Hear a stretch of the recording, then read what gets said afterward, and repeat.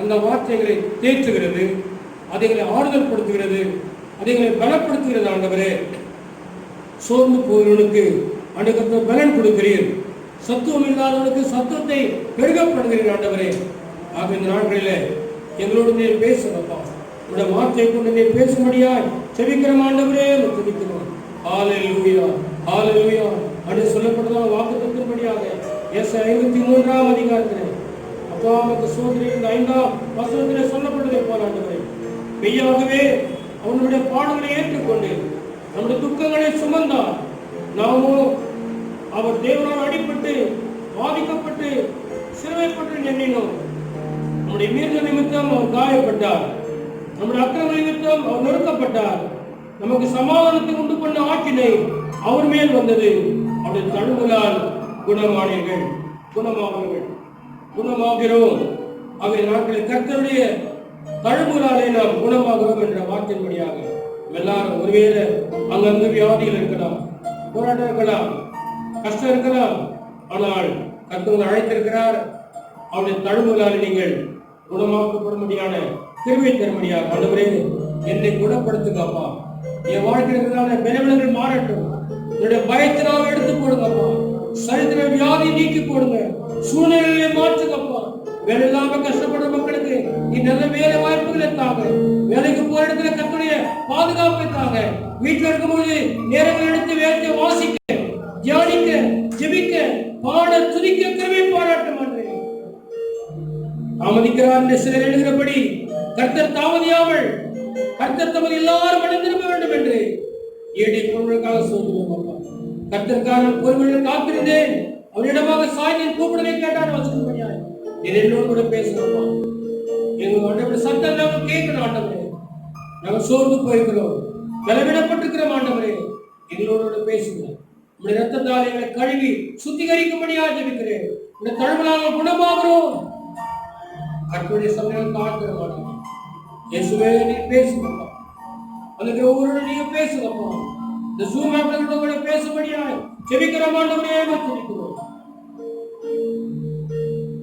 சென்ற காலம் முழுவதும் காத்தாரே ஓர் சேலம் அணுகாமல், சென்ற காலம் முழுவதும் காத்தாரே ஓர் சேலம் அணுகாமல், சொந்தமாக ஆசி பொழுதெனக்கென்றும் சுகவரம் அளித்தாரே, சொந்தமாக ஆசி பொழுதெனக்கென்றும் சுகவரம் அளித்தாரே.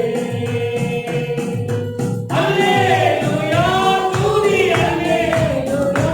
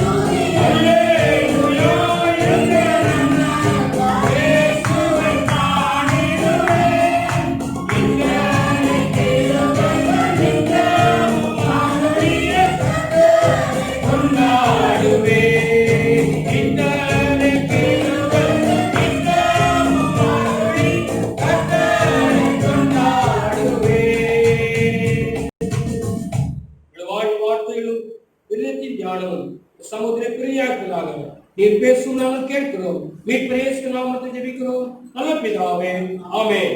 கடவுளுக்கு சொல்லமா ஹalleluya.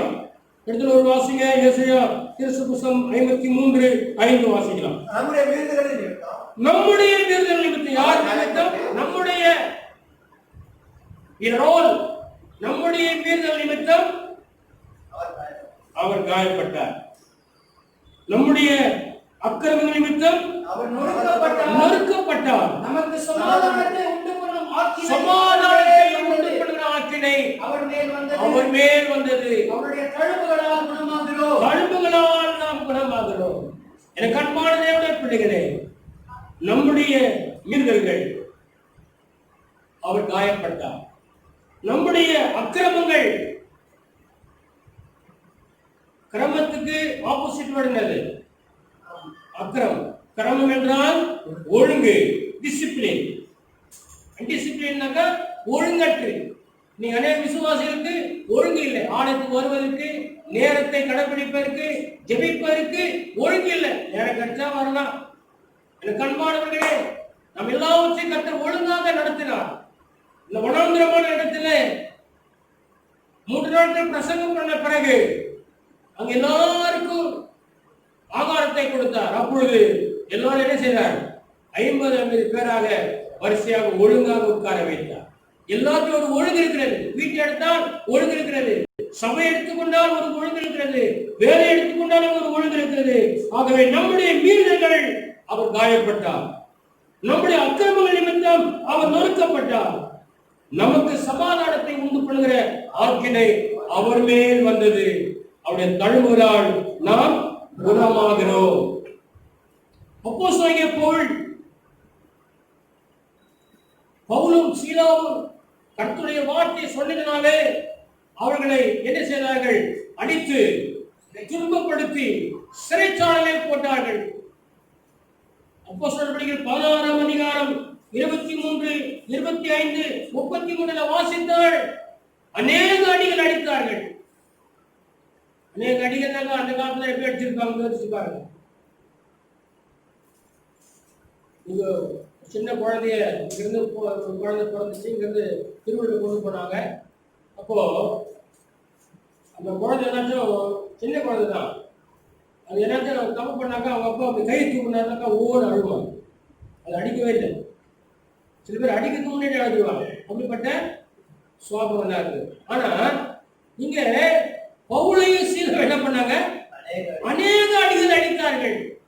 அழுதாங்களா? ஐயோ இதை அடிக்கிறாங்களே நாங்களா, ஆண்டவரே ஏன் அப்படி அடிக்கிறாங்க சொல்றாங்கன்னு கேட்டாங்களா? ஒன்றும் கேட்கவில்லை. 25ஆம் வசனத்துல வாசித்தால் நடுராத்திரியிலே பவுலும் சீலாவும் ஜெபம் பண்ணாங்க. அடிச்சாங்க என்ன பண்ணோம்? அழக்கூடாதுங்க, ஜெபம் பண்ணணும். அப்படிதான் கற்றுக் கொடுத்துருந்த பாடம். நம்ம பாடம் தேவனுடைய சமூக பிள்ளைங்க அடிச்சா என்ன பண்ணணுமா? அழக்கூடாது, ஜெபம் பண்ணணும். யார் அடிச்சாக்கா? ஊழிக்கு சில துன்பங்கள் வரலாம், கஷ்டங்கள் வரலாம். நம்ம இயேசு ஏற்றுக்கொண்டாலும் சில கஷ்டங்கள் வரலாம். ஆனால் அநேக அடிகள் அடித்தார்கள். நடுராத்திரியில் அவர்கள் ஜெபம் பண்ணாங்க, தேவனை துதித்தார்கள். அப்புறம் பாடினார்கள். 3 காரியம் செய்த. ஒன்று ஜெபம், அடுத்தது துதித்தார்கள், பாடினார்கள். இந்த 3 காரியத்தை இருந்தாக்கா உனக்கு வரக்கால எல்லா கஷ்டங்கள், நெருக்கங்கள், எல்லா பாடலிருந்து நீங்கள் குணமாக முடியும். கண்மான சுவாசிகளே, ஜூம் ஆப்ல இருக்கிறதான தேவனுடைய பிள்ளைகளே, இங்க அமர்ந்திருக்கிறதான தேவனுடைய பிள்ளைகளே, நமக்கு நெருக்கங்கள் வரலாம், பாடுகள் வரலாம். ஆனால் நம்முடைய மீறுதல் நிமித்தம் அவர் காயப்பட்ட மீறுதல்கள் செய்யக்கூடாதாக்கா அப்பதான் ஒரு செய்யும். வீட்டுல பிள்ளைங்க பண்ணாதானாக்கா அதுதான் பண்ணி காட்டும். அதுக்கு பேர் அது மீறுதல்கள். அது சொல்லுவாரு, இந்த மாதிரி பண்ணக்கூடாது, இப்படி செய்யணும்னு சொல்லுவாரு. இல்ல இப்ப செஞ்சிட்டு அப்புறமா வந்து அப்படிதான் சொல்றாங்க, இது பண்ணிட்டேன், செஞ்சுட்டேன். இல்ல கண்மானவனே, மீறுதல்களாலே அவர் காயப்பட்டார், அக்கிரம நிமித்தம் அவர் நொறுக்கப்பட்டார். நமக்கு சமாதானத்தை உண்டு பண்ணுற ஆக்கினை அவர் மேல் வந்தது. அவருடைய தழும்புகளால் குணமாகிறோம். அவருடைய தழும்புகள் நானும் என்னுடைய கடைசி தம்பியும் ஒரு சிறிய குழந்தைக்கு பர்த்டேக்கு 5வது வரைக்கும் வண்டியில 2 வீலர்ல நாங்க போயிட்டு இந்த குழந்தைக்கு ஜெபம் பண்ணிட்டு வந்தோம். ஜெபம் பண்ணிட்டு வர ஒரு காலேஜ் பையன் யாரோ வண்டி நினைக்கிறேன் எடுத்து வந்து கொண்டாந்து இடிச்சான் பாருங்க. என் வண்டியில் சின்ன வண்டியை சின்ன இடிச்சான். அது இடிச்ச உடனே என்னுடைய கால் அந்த சைலன்சர்ல போட்டு இன்னும் அந்த கால் தழும்பு இருக்கிறது. அந்த காலை பார்க்கும் போதெல்லாம் இந்த தழும்பு ஞாபகம் என்னது, இந்த குழந்தைக்கு போய் ஜாம் பண்ணிட்டு வந்தேன். மருத்துவமனைக்கு போகும்போது கடந்த வருஷத்துல அந்த பித்தப்பையில கல் இருக்கும் போது இந்த ஆபரேஷன் பண்ணல 3 இடத்துல ஹோல் போட்டுக்கலாம். அதனுடைய தழும்புகள் இப்போ இருக்கிறது. ஒவ்வொருக்கும் அப்படி தழும்புகள் இருக்கதான் செய்யும். கண்மாணவர்களே, ஆண்டவர் அவருடைய தழும்புகள், அவர் அடித்தார்கள், முகத்திலே துப்பினார்கள், குட்டினார்கள், பரிகசித்தார்கள், எல்லாவற்றையும் அவர் சகித்துக் கொண்டார். இப்ப நம்ம ஒரு சின்ன ஒரு காரியம் சொன்னாக்க நம்மளால சகிக்க முடியல. வீட்டுல சில காரியங்கள் நம்ம பிள்ளைங்க தான், நம்ம சொந்த பந்தங்கள் தான், சொன்ன கண்ணப்பட போ பொறுத்துக்க முடியல. ஆனால் ஆண்டவர் எல்லாவற்றையும் நமக்காக அவர் சகித்தார். ரோமர் 8ஆம் அதிகாரம் 17-18 வாசிச்சீங்களா? ரோமர், நாம் பிள்ளைகளானால் சுதந்திரமாமே தேவனுடைய சுதந்திரம் கிறிஸ்துவுக்கு உடன் சுதந்திரமாமே கிறிஸ்துவோடு கூட நாம் மகிமைப்படும்படிக்கு அவருடைய கூட பாடுபட்டால் அப்படியாகும். ஒரு இடத்துல நம்ம வாசிக்கிறோம், அவருடன் பாடுபட்டால் பாடு சகித்தால் நாம் அவருடைய ஆளுகை செய்வோம். பாடுகள் இருக்கும், கஷ்டங்கள் இருக்கும். தேவனுடைய பிள்ளைகள் நல்லா ஆசிரமம் தான் வச்சுக்கிறாரு. ஆனாலும் சில நேரங்களில் சில பாடுகள் வரும்பொழுது நாம் நம்முடைய வாழ்க்கையில் நம்மை சரிப்படுத்திக் கொள்ள வேண்டும் என்று சொல்லி ஆண்டவர் விரும்புகிறார்.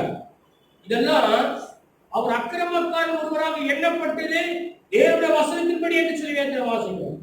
கண்மாணவர்களே, இதெல்லாம் முன்குறித்து பிதாவுடைய God's pre-plan. அவர் எல்லாவற்றையும் ஏற்க செய்தார். உலகத்துக்கு அனுப்பினது பாவியை ரட்சிக்கும்படிக்காக. நீதிமான்களை அல்ல, பாவியை ரட்சிக்கும்படி வந்தார். சுகமா இருக்கிறவனுக்கு வைத்தியம் தேவையில்லை, சுகவீனமா இருக்கிறவனுக்கு தான் வைத்தியம் தேவை. ஆகிய கண்மாணவர்களே, தேவன் இந்த உலகத்தை ரட்சிக்கும்படியாய் வந்ததாலே நம்முடைய வாழ்க்கையிலே அவருடைய தழும்புகள் நம்மை குணமாக்குகிறது. அவருடைய சமாதானம், நமக்கு சமாதானத்தை உண்டு பண்ணுற ஆக்கினை கஷ்டங்கள் அவர் மேல் வந்தது என்று வேதத்தில் வாசிக்கிறோம். ஓசியா 14ஆம் அதிகாரம் 1 வசனத்தை வாசித்தால், எங்க திரும்பு, தேவனாகிய கர்த்தரிடத்தில் திரும்பு, வார்த்தைகளை கொண்டு கர்த்தரிடத்தில் திரும்புங்கள். தேவரே, எல்லா அக்கிரமத்தையும் நீக்கி எங்களை தயவாக அங்கீகரித்துள்ளோம். அப்பொழுது நாங்கள் எங்கள் உதடுகளின் காணிகளை செலுத்துவோம். இஸ்ரவேலே, தேவனுடைய பிள்ளைகளே, கர்த்தரால் ரட்சிக்கப்பட்ட ஜனங்களே, கர்த்தருடைய பக்கமாய் திரும்புங்கள். இன்னும் உலகத்தை நோக்கி ஓடிக்கொண்டாருங்கள். சூழ்நிலைகள் எப்படின்னு தெரியாது. நாளைக்கு எல்லாரும் கூடி பேசுறாங்க, என்ன பேசுவாங்க இது வரைக்கும் பேசினாங்க. சில பேர் ராத்திரி எல்லாம் பேசுவாங்க, பேசி 2 பேரும் சண்டை வந்து தூங்கிடுவாங்க. இல்லைனாக்கா ஒருத்தர் மனசாப்பு போட்டு பிரிஞ்சிடுவாங்க. அது மாதிரி இப்போ அப்படி பேசி கொண்டுக்கிறாங்க. ஆனாக்கா தேவன் ஒரு வார்த்தை சொன்னார்னாக்கா இதெல்லாம் முற்றிலுமா மாற்றப்படும். எத்தனை பேர் சுவாசிக்கிறீங்க? ஹல்லேலூயா. ஆகவே என்ன சொல்றாருனாக்கா, இஸ்ரவேலே, கர்த்தரிடத்திலே திரும்பு, உன் அக்கிரமத்தினால் நீ விழுந்து போனாய். அக்கிரமம் ஆண்டவருக்கு பிரியமில்லாத காரியங்கள். நீ கிரமம் இல்லாம அக்கிரமத்திலே நீ விழுந்து போனாய். தேட வேண்டிய நேரத்தில் தேடல கர்த்தரை, ஜெபிக்க வேண்டிய நேரத்தில் ஜெபிக்கல, வேத வாசிக்க வேண்டிய நேரத்தில் வாசிக்கல, ஆளுக்கு வர வேண்டிய நேரத்தில் சரியானபடி வரல. இப்ப எல்லாத்தையும் லாக்டவுன். என்ன டவுனு? லாக்கு தான் ஆச்சு, தவிர டவுன் ஆகல. நம்ம எல்லாம் எழுந்து நிற்கிறோம். விசுவாசிக்கிறீங்க? ஹல்லேலூயா. சோர்ந்து போகாதீர்கள். அப்பொழுது இதுக்கு என்ன பரிகாரம்? இத சுகப்படுத்துவதற்கு, சமாதானத்திற்கு, இந்த அக்கிரமத்தை கர்த்தர் நம்ம மீட்டெடுப்பதற்கு என்ன பரிகாரம் என்று சொல்லி நாம் வாசிக்கும் பொழுது, வாசித்தாக தயவாய் அங்கீகரித்துள்ள நாங்கள் உதடியில் காண என்னது ஸ்தோத்திர பலி. ஆமா, அதுதான் பண்ணாங்க பவுல் சீலாவும். நாம் கர்த்தரை நல்லா துதிக்கணும், மனத்திறந்து கர்த்தரை ஆராதிக்கணும், உதடுகளில் காலை செலுத்துவோம். 4ஆம் வாசிக்கும் பொழுது, நான் அவர்கள் சீர்கேட்டை குணமாக்குவேன். நீங்க இப்படியெல்லாம் செய்தீங்கன்னா நான் அவருடைய சீர்கேட்டை குணமாக்குவேன். அவர்களை மனப்பூர்வமாய் சிநேகிப்பேன். மனப்பூர்வமாய் நான் சிநேகிப்பேன். என் கோபம் அவர்களுக்கு நீங்கிற்று. நீங்க ஒரே சொல்லுங்க, அவருடைய கோபம் நீங்க வேண்டுமானால் நம்முடைய சீர்கேடு ஆண்டு சொல்றாரு, சீர்கேட்டை நான் குணமாக்குறேன். இதுக்கு எந்த டெஸ்ட் எல்லாம் கிடையாது. இந்த வசனத்தை நீ கடைபிடிச்சு இந்த வார்த்தையை சொல்லி நீ நம்பி ஜெபம் பண்ணியாக்கா உன் சீர்கேடு, உன் பிரச்சனை, உன் கஷ்டம் எல்லாம் கத்தனை குணமாக்குவேன். நம்ம வாசிக்கிறோம், எல்லாமும் தரிக்கப்பட்ட என்னுடைய ஜனங்கள் தங்களை தாழ்த்தி ஜெபம் பண்ணி கர்த்தருடைய முகத்தை தேடி பொல்லாதவர்களை திரும்பினால் அவர்களுக்கு நான் கேட்டு பாவத்தை மன்னித்து அவர் தேசத்துக்கு சேமம். நம்ம நினைக்கிறோம் ஒருவேளை வெல்த், நல்ல பிளஸிங், ஆசீர்வாதம் என்று இல்லை, குணமாக்குவேன், ஹீல் தி லேண்ட் என்று சொல்லி ஆங்கிலத்தில் வாசிக்கிறோம். என கண்மானவர்களே, சீர்கேடை கர்த்தர் குணமாக்குகிறார். எப்படி? மனப்பூர்வமாய் சிநேகிக்கிறார். என்ன சொல்லுங்க, இன்னைக்கு குடும்பத்துல பிறந்தவங்க மனப்பூர்வமாய் சிநேகிக்க முடியல. நான் சில நேரங்களிலே என் குடும்பத்தில் சில கஷ்டங்கள் வரும்போது நான் அவரோட போய் நின்று அவரோட ஒப்புரவாகிற வரைக்கும் அங்க நின்று இருப்பேன். இதுக்கப்புறம் தான் நான் வந்து எடுத்து வருவேன். பாருங்க, இந்த இளையகுமாரை பத்தி நமக்கு எல்லாம் தெரியும் இல்லையா? இளையகுமார் அப்பாட்ட சொத்தெல்லாம் பிரிச்சுன்னு ரொம்ப தூர தேசத்துக்கு போயிட்டாங்க, நல்லா சந்தோஷமா ஜாலியா இருக்கலாம்னு சொல்லிட்டு. ஆனா போயிட்டு அங்க சந்தோஷமா இருந்தாரு, அவரு இருக்கிறதெல்லாம் செலவு பண்ணிட்டாரு. செலவு பண்ண என்ன பண்ணாரு? இப்ப வேலை தேடுறாரு. ஒரு மரியாதையா இருந்தாங்க, இங்க வீட்டுல நல்ல வேலை கிடைச்சது. அடுத்த போய் மேய்க்கிற வேலை என்ன வேலை இருக்குங்க, நல்ல தைரியமா சாப்பாடு, நல்ல சாப்பாடுலாம் இருக்குது. இதெல்லாம் விட்டுட்டு அங்க போனாரு, இருக்கிறத விட்டுட்டு பழகிறது கையெழுத்தினாரு, அங்க பழகிறது போயிடுச்சாரு. இப்ப என்ன யோசிக்கிறாருன்னா, அங்க போனா வேலை கிடைக்கல. என்ன வேலை? ஐடி கம்பெனி கிடைச்சது. என்ன கம்பெனிமா? பன்றி மேய்க்கிறது. இருக்கிறதே அருவருப்பான மேலும் பன்னி. ஒரு ஆடு மேய்க்கிற வேலை கிடைச்சிருந்தாங்க, தட்ஸ் குட். ஆனா பன்னி மேய்க்கிற வேலை கிடைச்சிச்சு. சரி, பன்னி மேய்ச்சால நல்ல சாப்பாடு கிடைச்சதா? இல்ல. அது என்னது? பன்றி திங்கிற தவிடு கிடைச்சது. அதுக்கப்புறமா அந்த ஒரு கல்லு மேல உட்கார்ந்து யோசிக்கிறேன், என் தகப்ப வீட்டுல பூர்த்தியான சாப்பாடு இருக்கிறது, நானும் பசினாலேங்க சாகுறேன், நான் ஒண்ணு செய்வேன், எழுந்து என் தகப்ப வீட்டுக்கு போவேன், தகப்பனே வரத்து விரோதமாகும் பாவம் செஞ்சுட்டேன், என்ன உன் பையனை பண்ணானே இல்ல ஒருத்தரா வச்சுங்க. இப்ப எப்படி வந்து இந்த ஞானோதயம் வந்துச்சு? புத்தி தெளிந்த போது. இன்னைக்கு அநேக புத்தி தெரியல. இத்தனை வருஷமாச்சு இயேசு ஏற்றுக்கொண்டு ஞானசானம் எடுத்து கர்த்தருடைய பிள்ளைகளாக எத்தனையோ வசனத்தை வார்த்தை கேட்டாலும் என்ன தெரியல, புத்தி தெரியல. கர்த்தத்துல வரணும்னாக்கா தெரியல. நம்ம ஜெபம் பண்றோம் சில நேரத்துல, அந்த ஒரே இப்படிக்காரெல்லாம் மனம் தெரிஞ்சவருக்கு இந்த டாஸ்மாக் கடை 3 நாள் நீ வீட்லயே வச்சுக்கிற, வீட்லயே டாஸ்மாக் கடை வச்சுக்கிற, நீ அங்க எங்க போய் கேட்ட கொஞ்சம் கேட்டேன், வீட்டுக்காருக்கு குடிக்கிறாராமான்னு கேட்டேன். அவங்க சொன்னாங்க ஒரு பதில், வாரத்துக்கு ஒரு முறை குடிக்கிறாரு. என்னது? நம்மளாம் வாரத்துக்கு ஒரு முறை ஞாயிற்று ஆராதனைக்கு வரும், அவங்க வீட்டுக்காரர் வாரத்துக்கு ஒரு முறை குடிக்கிறாங்க. இங்கதான் சென்னையில கடையே கிடையாது கூட்டிட்டாங்க. அதுக்கு வேற ஒரு ஆட்டை கண்டுபிடிச்சு அவர்கிட்ட வாட சொல்லிட்டு நான் என்ன சொல்றேன்னா, நீ சீர்கேட மாத்துறதுக்கு ஆண்டவர்கிட்ட வந்தியாக்கா, அவங்க சீர்கேட என்ன பண்ணுவாரு? மாத்தி குணமாக்கிடுவாரு. அப்போ உனக்கு நீ அந்த பக்கமே நீ போக மாட்ட. எனக்கு கண்மானோட நம்ம ஜெபம் பண்றோம், டெய்லி ஜெபம் பண்றோம்.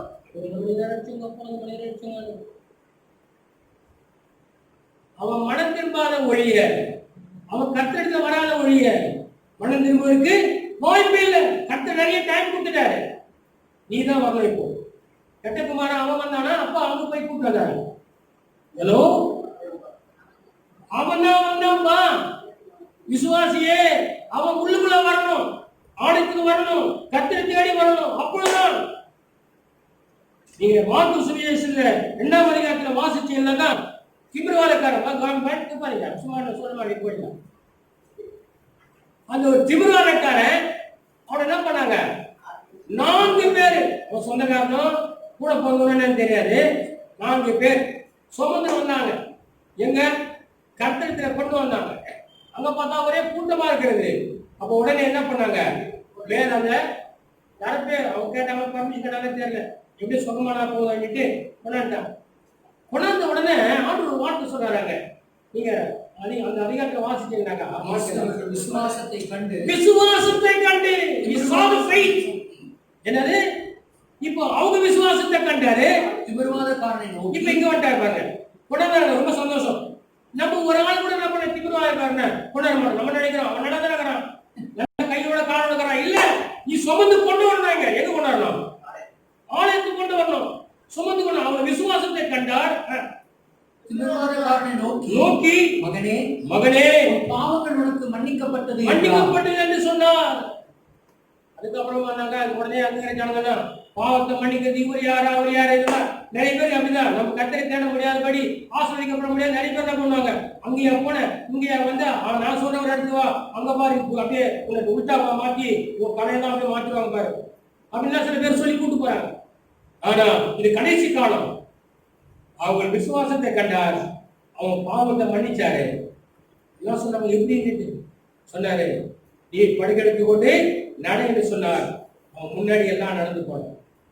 ஒரு உதவியோடு கூட வந்தான், இப்ப உதவி இல்லாம போறான். ஒரே சொல்லுங்க, கஷ்டத்தோடு கூட வந்தான், இப்ப கஷ்டம் இல்லாம நடந்து போறான்.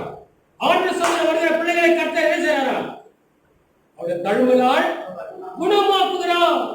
ஆகவே நீங்க அடுத்தபடியா நீங்க கீழே வாசிச்சீங்கன்னாக்கா, 5:7 பார்த்தீங்கன்னாக்கா, லீலி புஷ்பம் எப்படி மலருதோ அது மாதிரி, லீபனோன் வேர் எப்படி ஊன்றுக்குதோ அது மாதிரி, ஒளிவு மரத்தை போல, அப்புறமா அதனுடைய அலங்காரம் வாசனை லீபனோனை போல, நிழல் அங்கு குடியிருக்கிறதான தானியம் விளைச்சல் செழிப்பு, திராட்சை செடி படுகிறது வாசனை, திராட்சை ரசத்தினுடைய வாசனை போல போதும். இத்தனை ஆசீர்வாதங்கள் பிறகு காத்திருக்கிறது. அருமையான விசுவாசிகளே, நாம ஜெபிக்கணும். என்ன ஜெபிக்கணும் தெரியுமா, ஒரு சின்ன ஒரு சிம்பிள் ஜபம் சொல்லி தர பாருங்க.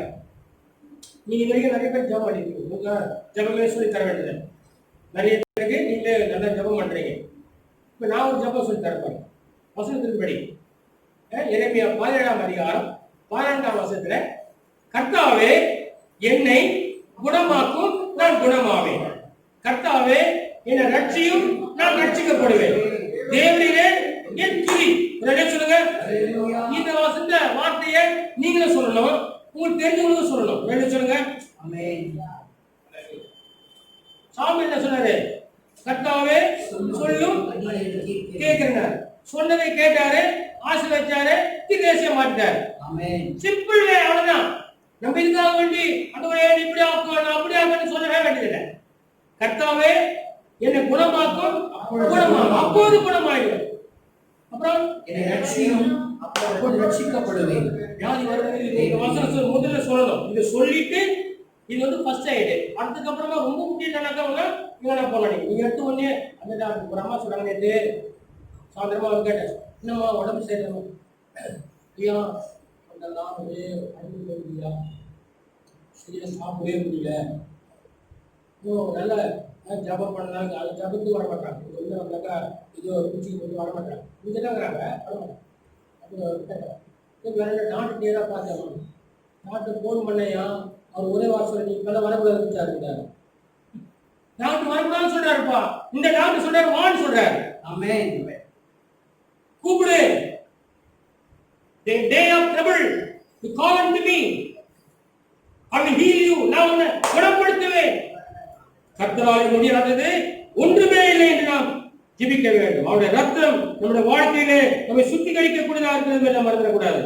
என கண்பான பிள்ளைகளே, ஒவ்வொரு நாள் கர்த்தருடைய ரத்தம் நம்மை தாங்குகிறதாக இருக்கிறது என்பதை நாம் மறந்துடக்கூடாது.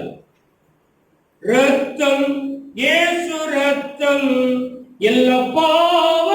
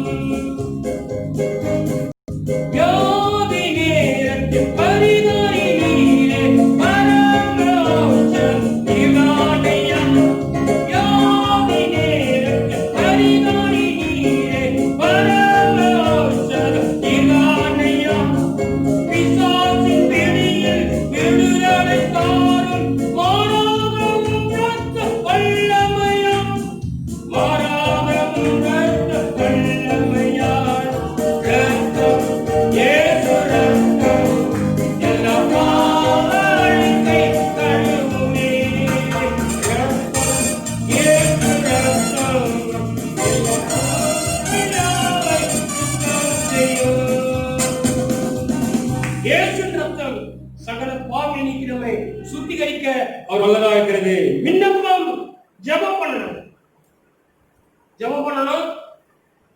அப்புறம் கர்த்தரை தேவனை துதிக்கணும், பாடணும். இந்த காரியம் 3 செஞ்சாக்கா உன் வாழ்க்கையிலே அற்புதம் நடக்கும். சொல்றாங்க இதுல இருந்து வீட்டுல வந்து செக் பண்ண போறாங்க. யாரா இருக்கலாம் இங்க இருக்கிறவங்களுக்கு ஒண்ணு நான் சொல்றேன், ஜூம்ல இருக்கு இங்க இருக்கிறவங்களுக்கு டெஸ்ட் பண்ணாங்க எல்லாம் வந்து ஒண்ணுமே இல்லை. சொன்னீங்க ஏன் தெரியுமா? அவருடைய சமூகத்துல வந்தாவே உன்னதமான மழை வைக்கிறவன் இப்பேற்பட்ட வியாதியா இருந்தாலும் கர்த்தர் குணப்படுத்த வல்லவராக. ஆகவே ஓய்வு நாளை பரிசுத்தமாய் நாம் ஆசரிக்க நாம் நினைக்க வேண்டும். அவருடைய சமூகத்தை நோக்கி நாம் கெஞ்ச வேண்டும். மல்கியா 1:9 இப்போதும் தேவனுடைய சமூகத்தை நோக்கி கெஞ்சுங்கள், அவர் நம்மேல் இறங்குவார். The Lord is merciful on me, Lord. அவர் என் மேல் இரக்கமுள்ளவர். இரண்டாவது பார்த்தீங்கன்னாக்கா உடன்படிக்கை செய்கிறார்.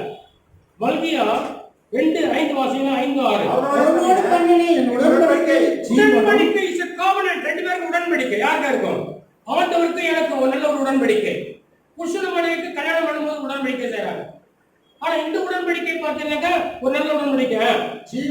ஜீவனும் சமாதானமாக இருக்கும். சமாதானமாக இருந்தது. அவன் எனக்கு பயப்படும் பயத்தோடு இருக்க வேண்டும் என்று பயத்தோடு இருக்க வேண்டும். இவைகளை அவனுக்கு கட்டளையிட்டு அப்படியே அவன் என் நாமத்துக்கு பயந்து இருந்தான். இது சர்டிபிகேட் சொல்லணும்பா. ஜீவனும் சமாதானமாக இருந்தது. இரண்டாவது பயத்தோடு கூட அவருடைய சமூகத்திலே பயத்தோடு கூட கர்த்தரிடத்திலே பயத்தோடு நடுக்கத்தோடு கர்த்தரிடத்திலே சேவிக்கணும். உலகத்துக்கு பயப்படணும், உலக மக்களுக்கு பயப்படணும், ஃப்ரெண்ட்ஸுக்கு பயப்படணும். சில ஃப்ரெண்ட்ஸுக்கு கூப்பிடுவாங்க, டேய் 3 மணிக்கு வரணும்னுட்டு சொல்லுவான். நீ அங்க வந்து நான் இங்க வந்து அவனுக்கு பயப்படுறோம், உலக மனுஷனுக்கு பயப்படுறோம். சில பேர் சொல்லுவாங்க, சின்ன பிள்ளை விளையாடும் போது எனக்கு பயப்படியா, சாமிக்கு பயப்படியா, கையை தட்டுறது. அந்த பயம் இல்ல, உண்மையான ஒரு பயம். பயத்தோடு கர்த்தரிடத்திலே களி கூறுங்கள். சமாதானம் ஜீவனும் சமாதானம் பயத்தோடு இருக்க வேண்டும். என் நாமத்திற்கு பயந்தும் அவன் இருந்தான். 6ஆம் வசனத்துல சத்திய வேதம் அவன் வாயில் இருந்தது. சத்திய வேதம் எங்க இருந்தது? வேற எதுவும் பான்பராக்கு மற்ற காரியமே கூடாது, உலகத்துடைய காரியங்களுக்கு கூடாது. கெட்ட வார்த்தை ஒன்றும் வாயில புறப்படக்கூடாது. வாயில் என்னதான் இருக்கணும்? சத்திய வேதம். இயேசுதான் சத்தியம், அவர்தான் வார்த்தை. சத்தியம் இருந்தது. அவனுடைய உதடுகளில் அநியாயம் காணப்படவில்லை. அநியாயம் இருக்கக்கூடாது. அவன் என்னோடு கூட சமாதானமாய் சஞ்சரித்து அநேகரை அக்கிரமத்தினின்று திருப்புவான். நம்ம திருப்பணும், அடுத்தவங்களை திருப்பணும். அக்கிரமத்துக்கிறவன பாவத்துக்கிறவன சாபத்துகளை பண்ணணும், திருப்பி கொண்டு வர வேண்டும் கர்த்தர் விரும்புகிறார். ஏலி சொன்னாரு, ஆடைக்கு வந்து ஜெபித்த நான் அன்னாடை பார்த்து போகும்போது என்ன சொல்றாரு தெரியுமா? நீ சமாதானத்தோடு போ, நீ கர்த்தருக்கு விண்ணப்பத்தை கட்டளையிட்டார். இந்த கண்மான விசுவாசியிலே நீ ஆடைக்கு வந்து ஜெபித்தியே, அந்த விண்ணப்பத்தை கர்த்தர் கேட்டுட்டாரு. இப்ப நீ போகும்போது எப்படி போலாம்? சமாதானம் கொடுப்போம். 122ஆம் சங்கீதத்துல ஒரு வசனம் இருக்குது, நலங்கத்திற்குள்ளே சமாதானம், நரவணைக்குள்ளே சுகமும் இருக்கிறது. இஸ்ரேலுக்காக எருசலேமுக்காக வேண்டிக் கொள்ளுங்கள். எருசலேமுடைய சமாதானத்துக்காக. நான் இந்த டிராவல் எக்ஸ்பீரியன்ஸை பார்த்தேங்க. எருசலேமை பார்க்க அங்கே போயிட்டு நிறைய 1.5 லட்சம் 2 லட்சம் கேட்குறாங்க. அருவா விசா தான் எடுக்கணும். இப்போ இருக்கிற சூழ்நிலைக்கு உங்களுக்கு விசாவை கொடுக்க மாட்டாங்க. ஆனால் நீங்கள் ஃப்ரீயாகவே நீங்கள் வந்து இதில் பார்க்கலாம். எருசலேமே அப்புறம் இந்த பார்க்கலாம். இந்த நாடு எப்படி இருக்கு தெரியுங்களா? பயங்கரமான செழிப்புங்க. யோசிச்சேன், ஆண்டவர் இருந்த இடத்துல செழிப்பு தான். அங்க போய் நம்ம பார்க்கறத விட இங்க இருக்கிற இடத்துல நம்ம கர்த்தரை தேடினா அதே செழிப்பு நம்ம வாழ்க்கையில ஒரு நிச்சயமா. ஹல்லேலூயா. ஆகவே சோர்ந்து போகாதீர்கள், கர்த்தரிடத்தில் விண்ணப்பம் செய்யுங்கள். பரிகாரத்தை என்னது? வார்த்தைகளை கொண்டு கர்த்தரிடத்தில் திரும்புங்கள். எல்லா அக்கிரமத்தையும் அவர் நீக்கி தயவாக அங்கீகரிக்க அவர் வல்லவராக இருக்கிறார். சீர்கேட்டை குணமாக்குவேன், மனப்பூர்வமா நான் சிநேகிப்பேன். என் கோபம் உங்களை விட்டு நீங்கிடுச்சுனாக்கா நீங்க உங்க வாழ்க்கையில அநேக காரியங்களை கர்த்தர் கொண்டு செய்ய வளர்றாங்க என்பதை மறந்துடக்கூடாது. என் நாமத்துக்கு பயந்துக்கிறவங்க மேல் நீதி சூரியன் உதிக்கும், அது சட்டத்திலே ஆரோக்கியம் இருக்கும். அந்த ஒரு வளர்ச்சியை கர்த்தர் நமக்கு தர வளர்றாங்க. எனக்கு அன்பான தேவனுடைய பிள்ளைகளே, கர்த்தர் நமக்காக அவர் சிறுவிலை பண்ணுவார். நேரு காரியங்களை அவர் சொல்லுகிறார். மீட்பரை நோக்கிய பார்மனமே, மீட்பரை நோக்கிய பார்மனமே, அந்தோ சிலுவையிலே தொங்கினாரே பாவத்தின் பாதத்தினாலே. மெய்யாகவே நமது மீறுதல் நிமித்தம் காயப்பட்டாரே நீ மனமே. மெய்யாகவே நமது மீறுதல் நிமித்தம் காயப்பட்டாரே நீ மனமே. சமாதானம் பெறவே ஆக்கினை, சமாதானம் பெறவே ஆக்கினை அடைந்தாரே அநாதி தேவனே. உன் மீட்பரை நோக்கிய பார்மனமே, உன் மீட்பரை நோக்கிய பார்மனமே, அந்தோ சிலுவையிலே தொங்கினாரே பாரத்தினால் உள்ளம் ஏங்கியே. அந்தோ சிலுவையிலே தொங்கினார் பாரத்தினால் உள்ளம் ஏங்கியே. இந்த காலத்திலே சொல்லப்படுகிற தெரியுமா? ஏசாயா புத்தகம் 12ஆம் அதிகாரம் 1-4 வாசிக்கலாம். நம்ம குணமாக்க நமக்கு சமாதானத்தை கொடுக்கணும்னாக்கா 4 காரியங்கள். ஏசாயா 12:1-4. அக்காலத்திலே நீ சொல்வது கர்த்தாவே, உம்மை நான் துதிப்பேன். நான் உம்மை துதிப்பேன். நீர் என்ன கோபமா இருந்து கோபமா இருந்தீங்க, ஆனாலும் உம்முடைய கோபம் நீங்கிட்டு நீங்கிட்டு நீர் என்னை கேட்டீர். என்னை தேற்றுகிறீர். இதோ ஓ தேவனே, தேவனே, என் ரட்சிப்பு, என் ரட்சிப்பு, நான் பயப்படாமல் நம்பிக்கையா இருப்பேன். பயப்படாமல் நம்பிக்கையா இருப்பேன். கர்த்தராகிய யெகோவா என் பலனும் யெகோவாவின் பலனும் கீதமுமானவர், வானவர், அவரே எனக்கு ரட்சிப்புமானவர். ரட்சிப்பு, கீதம், பலன், ரட்சிப்பு. அப்ப பாத்தீங்கன்னா ரட்சிப்பு முக்கியது மகிழ்ச்சியோடு தண்ணீரை கொண்டு கொள்ளுங்கள். அன்பான தேவனுடைய பிள்ளைகளே, இந்த கடைசி நாட்களில் நான் வாழ்ந்து கொள்கிறோம். நான் கர்த்தரை துதிக்க வேண்டும். கர்த்தர் கொஞ்சம் மேல கோபமா இருந்தார். ஏன் தெரியுமா? நம்ம சில நேரங்களை அவர் அசட்டை பண்ணிட்டோம். அவர் தேட வேண்டிய நேரத்தில் சரியா தேடல, ஜெபிக்க வேண்டிய நேரத்தில் நமக்கு சரியா ஜெபிக்கல, வேதத்தை வாசிக்க வேண்டிய நேரத்தில் வாசிக்கல. கர்த்தர் டைம் தராரு. நீ ரட்சிக்கப்படாம மனம் திரும்பாம ஞானஸ்நானம் எடுத்ததுனால இது கூட டைம் தான். இன்றைய ரட்சணை நாள், இன்றைய அனுக்கிரக காலம். தூங்குகிற வாங்குற மூச்சு தப்பி சுழி மாறி போனாலும் போச்சு. ஆனா கர்த்தர் உங்க ஜீவனை கொடுக்கிறாரு, உனக்காக ரத்தத்தை சிந்திருக்கிறாரு, உனக்கு செலுத்த வேண்டிய கரையத்தெல்லாம் அவர் செலுத்திட்டாரு. சின்ன குட்டி கதை ஞாபகம் சொல்லி நம்ம நிறைவு பண்ணோம். டாக்டர் பில் கிரஹாம் அமெரிக்கா தேசத்திலே வல்லமையாய் பயன்படுத்தப்பட்ட தேவனுடைய மனிதர். அவர் ஆரம்பத்தில் ரட்சிக்க குறித்து கடந்த நாட்கள் சொல்லுகிறேன். அவர் ஒரு முறை என்ன செய்தார் என்றால், கார்ல போய் கொண்டிருந்தார். அமெரிக்காலாம் இப்ப இங்கெல்லாம் வந்து சில பேர் தப்பிச்சு ஓடிடுறாங்க. அழகா அங்க கண்டு சில கேமரா பார்த்து இப்ப நிறைய கேமரா வச்சுருக்காங்க, பிடிச்சிடறாங்க. ஆனா அந்த நாட்கள்ல அங்க பார்த்தீங்கன்னா அமெரிக்கால தான் நீங்க ரோட்ல போகும்போது ஸ்பீடு எவ்வளவு போய்க்கிறது கண்ட்ரோல் பண்றதுக்கு ஒரு இது இருக்குது. அது என்னன்னாக்கா உங்களை உடனே கண்டுபிடிச்சி உடனே நிப்பாட்டுறாங்க.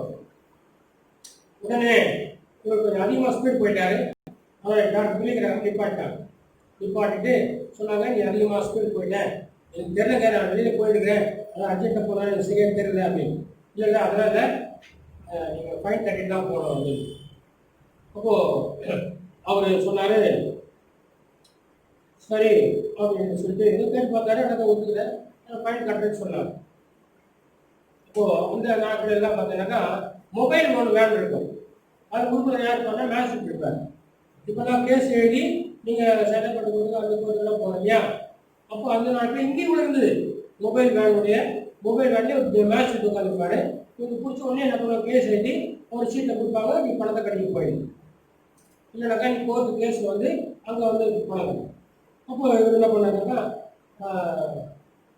அவங்க சீட்டை எழுதி இவ்வளோ அமௌண்ட் கொடுக்குன்னு சொல்லி எழுதி கொடுத்தாங்க. எழுதி கொடுத்த உடனே உள்ள ஐயா இருக்காரு, மேஜிஸ்ட்ரேட் ஐயா, அவரை போய் பாருங்க, ஜட்ஜி இருக்காரு. இவர் என்ன பண்ணாரு, உள்ளே போய் அந்த சீட்டை கொடுத்தாரு. அதில் ஒரு அமௌண்ட் போட்டுருக்கு.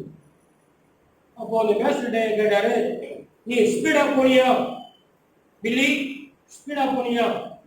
ஆமா ஐயா, ஒத்துக்கிறேன். ஆண்டு பிள்ளைகளை அதாவது ஒத்துக்கணும் ஐயா.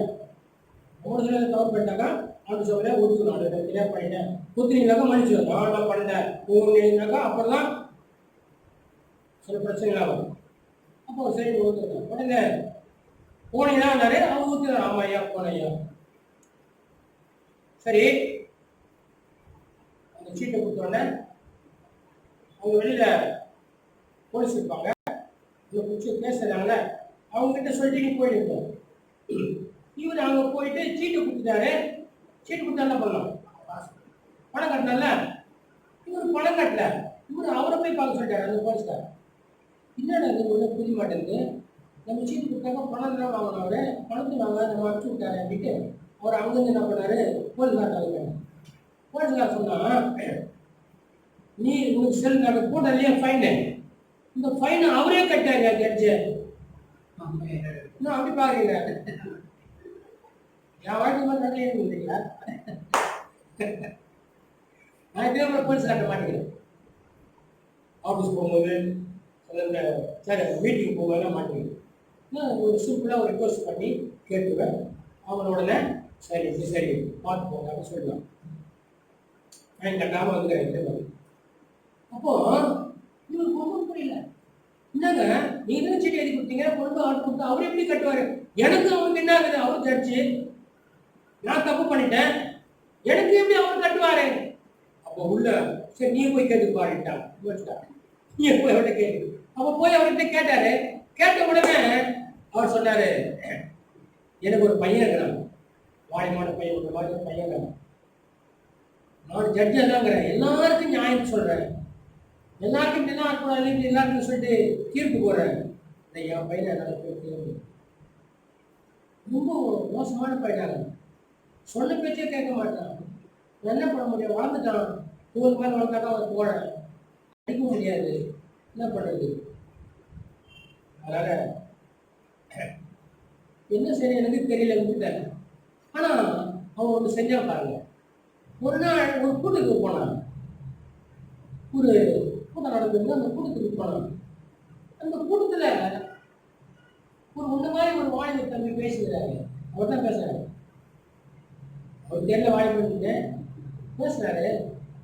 அன்னிலிருந்து இவன் வீட்டில் வந்துட்டான், வெயிட் பயிர் படிக்கிறான், ஜபம் பண்ணுறான், ஆணையத்துக்கெல்லாம் போகிறான், சொந்த பேச்சு தான் இப்போ கேட்குறான். மாறிடுச்சு மனசு. அவங்க நடந்து நம்மளே அதே சொல்றீங்களா? இவ்வளவு பெரிய அற்புதம் அவங்களுக்கு தெரியுமா? அதுக்கு காரணம் நீ ஒரு ஆளுன்னு சொன்ன பில்லி, நீ ஒரு அதுக்கு காரணம். அதனாலதான் என் மகனை திருந்தி நீ நல்ல பிள்ளையாக இருக்கிறார். நம்ம நல்ல பிள்ளையா இருக்கணும்னு சொல்லித்தான் எல்லா அக்கிரமத்தையும் அவர் சுமந்து தீர்த்தார். நாம் அடைய வேண்டிய ஆக்கினை அவர் அடைந்தார், நமக்காக காயப்பட்டார், நமக்கு சமாதானத்தை உண்டு பண்ண ஆக்கினை அவர் மேல் வந்தது. அவருடைய தழும்புகளால் குணமாயிட்டோம். நம்ம ஒரு என்ன சொல்லுங்க, நம்ம குணமாயிட்டோம். ஒரு என்ன சொல்லுங்க, குணமாயிட்டோம். 1 பேர் 2 வாசிச்சீங்கன்னாக்கா அவருடைய தழும்புகளால் குணமானீர்கள். எனக்கு அன்பான தேவனுடைய பிள்ளைகளே, நாம் குணமாகி விட்டோம். ஆனா ஒன்னே ஒரு சின்ன சிம்பிள் 140 ஏசாயா 48:18 வாசிங்க. 48:18 ஏசாயா. என் கற்பனைகளை கவனித்தாயானால் நலமாயிருக்கும். என்னுடைய கற்பனை நீ கவனித்தால் நலமாயிருக்கும். அப்பொழுது உன் சமாதானம் நதியை போலும், உன் நீதி சமுத்திரத்தின் அலைகளை போலும் இருக்கும். கற்பனை கொஞ்சம் கவனிச்சிட்டாக்கா, அன்பான விசுவாசிகளே, கர்த்தரால் தெரிந்து கொள்ளப்பட்ட தேவனுடைய பிள்ளைகளே, கொஞ்சம் கவனிங்க. சொல்றது கொஞ்சம் காது விட்டு கொஞ்சம் கேளுங்க. கற்பனைகளை கொஞ்சம் கவனிச்சா நலமா இருக்கும். அவர் பிரயோஜனமா இருந்தா அவனுக்கு போதிக்கிறாரு. நீ பிரயோஜனம் போதிக்கல. அவரு நீ நடக்க வேண்டிய வழிதான் அவனுக்கு காமிச்சிருக்கிறாரு. பிரயோஜனமா இருக்கிறது உனக்கு போதித்து நீ நடக்க வேண்டிய வழியை உன்னை நடத்துகிறேன். உன் தேவனாகிய கர்த்தர் நானே. என் கர்த்தனை கவனிச்சா நலமா இருக்கும். அப்போது உன் சமாதானம் எப்படி இருக்குமா? நதியை போலவும் உன் நீதி சமுத்திரத்தின் அலைகளை போலவும் இருக்கும். கடைசி காலங்கள் கர்த்தர் தமிழ் ஜனத்துக்கு என்ன கொடுப்பாரா? பலன் கொடுப்பார். சங்கீதம் 29:11 கர்த்தர் தமிழ் ஜனத்துக்கு பலன் கொடுப்பார். சமாதானம் அருளி அவனை ஆசீர்வதிப்பார். 3 காரியம். கர்த்தாவே என்னை குணமாக்கும், உடன் குணமாவே. கர்த்தாவே என்னை ரட்சியும், தேவரீரே துதி. அவ்வளவுதான், சிம்பிள்.